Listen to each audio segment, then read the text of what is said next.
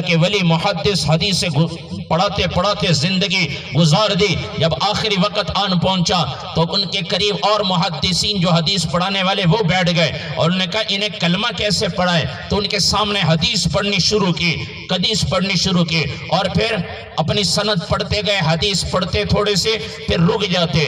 جب 4 آدمیوں نے وہ حدیث پڑھی, پھر یہ آخری وقت ہے, ان کی زبان پہ وہی حدیث جاری ہو گئی, من کان آخر کلامہ لا الہ الا اللہ. یہ لا الہ الا اللہ زبان سے نکلا اور ادھر روح پرواز کر گئی. کیا فرمان اللہ کے نبی کا, جس کا آخری کلمہ لا الہ الا اللہ ہوگا, آگے جملہ ہے دخل الجنہ, وہ جنت میں داخل ہو گیا.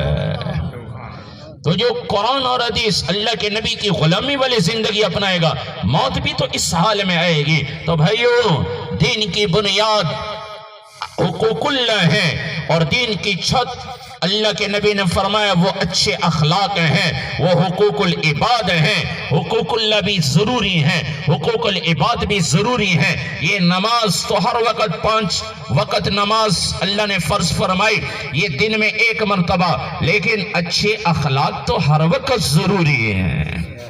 24 گھنٹے اچھے اخلاق, لوگوں کے ساتھ اچھا سلوک کرنا. حقوق العباد, ان میں سب سے بڑا حق ماں باپ کا حق ہے. ماں باپ کا حق, ماں باپ, اللہ کے نبی نے فرمایا باپ کی رضا میں اللہ کی رضا, باپ کی ناراضگی میں اللہ کی ناراضگی. یہ ماں باپ وہ ہستیاں ہیں جن کے ماتھے میں اللہ نے بیت اللہ کو سجا دیا. میرے نبی نے فرمایا جس نے اٹھ کر صبح صبح ماں باپ کی زیارت کی, کوئی خدمت نہیں, ویسے زیارت کی اور خوش ہوا, اللہ کے نبی نے فرمایا اس کے لیے جنت واجب ہو گئی ہے. ایک روایت میں آتا ہے اللہ مقبول حج کا ثواب عطا فرماتے ہیں. اٹھ کر ماں باپ کی زیارت کریں, مقبول حج کا ثواب. ایک کسی نے پوچھا یا رسول اللہ اگر 100 مرتبہ کریں, اللہ کے نبی نے فرمایا 100 حجوں کا حج کا اللہ اجر عطا فرماتے ہیں. تو ماں باپ اگر کسی کے ناراض ہیں, میں ہاتھ جوڑوں گا ان کو راضی کریں, کیونکہ یہی آپ کی ساری دولت ہے, سارا سرمایہ یہی ہے. آپ کو ملے گا تو ماں باپ کی دعاؤں کی برکت سے. اگر ناراض ہیں انہیں راضی کریں, راضی ہیں تو انہیں ان کی خدمت کریں, ان کی خدمت کریں, خود خدمت کریں, ماں باپ کی خود خدمت. ہمارے نبی عرش پر تشریف لے گئے, معراج کے موقع پر تلاوت کی آواز سنائی دے رہی ہے. اللہ کے نبی نے پوچھا جبرائیل یہ کس کی آواز ہے؟ یا رسول اللہ ابن حارثہ کی. میرے نبی نے فرمایا وہ تو مدینہ منورہ میں تو زمین پر ہے, تلاوت کی آواز یہاں کیسے سنائی دے رہی؟ یا رسول اللہ ماں کا فرمان بردار ہے, زمین پہ بیٹھ کے تلاوت کرتا ہے, عرشوں پر آواز سنائی دیتی ہے.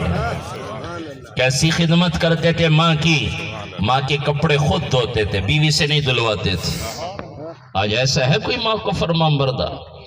آج تو بیوی سے لڑتے, تو نے میری ماں کی خدمت نہیں کی.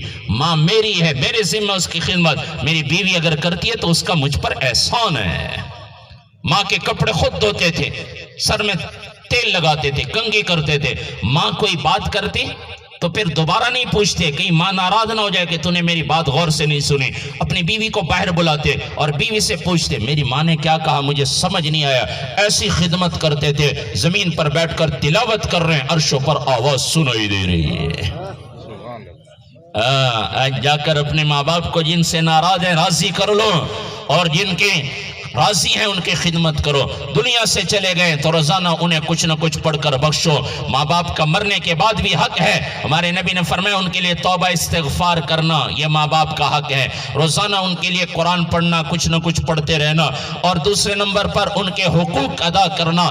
اللہ کے حق میں کمی آئی اس کا فدیہ دیا جائے علماء سے پوچھ کر. مخلوق کے کوئی حق ادا کرنے ہیں وہ ان کی طرف سے ادا کیے جائے تاکہ وہ گناہگار ہونے سے بچ جائے. اور تیسرا حق ماں باپ ان کے رشتہ داروں سے ویسے سلوک کیا جائے جیسے ماں کے اور باپ کے زندہ ہوتے ہوئے سلوک تھا, ان کی رشتہ داری کو باقی رکھا جائے. اور چوتھا حق ہے کہ ان کا تذکرہ خیر کیا جائے, ہر جانے والے کا تذکرہ خیر.